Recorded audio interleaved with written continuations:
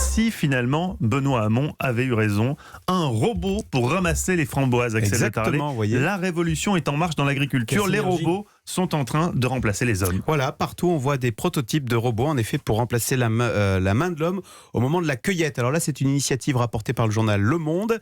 Ce robot, on l'a appelé robot crop, puisque crop en anglais ça veut dire récolte, moisson. Donc c'est un robot qui est capable de ramasser les framboises. Alors pourquoi les framboises? Justement, son concepteur dit que c'est l'un des fruits les plus fragiles. Donc il peut ramasser une framboise, il peut tout ramasser. Et toute la difficulté. Et en plus, il peut ramasser les framboises bien mûres, uniquement les rouges. Donc il est équipé de caméras 3D.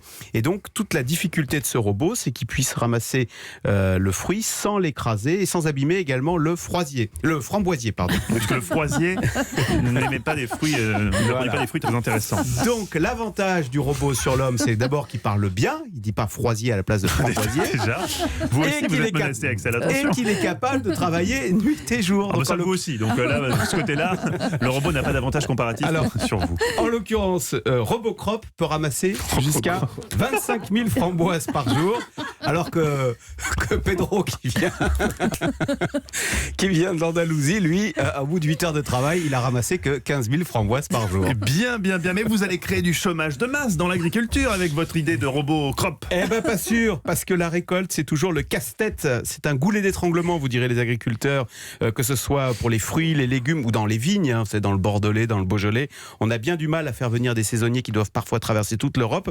Et en Grande-Bretagne, alors en ce moment, parce que là c'est un Robocrop est anglais, c'est un problème particulièrement aigu avec le Brexit et avec la chute de la livre sterling.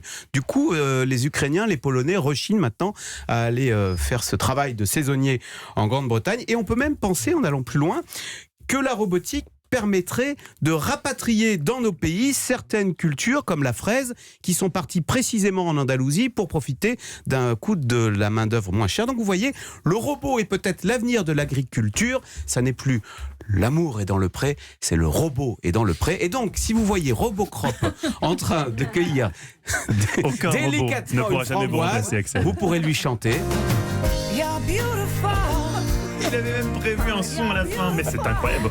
Mais Axel, je vous dis, vous n'êtes pas menacé par les robots. Parce que pour atteindre votre degré d'inventivité, il faudra beaucoup de programmation pour les robots.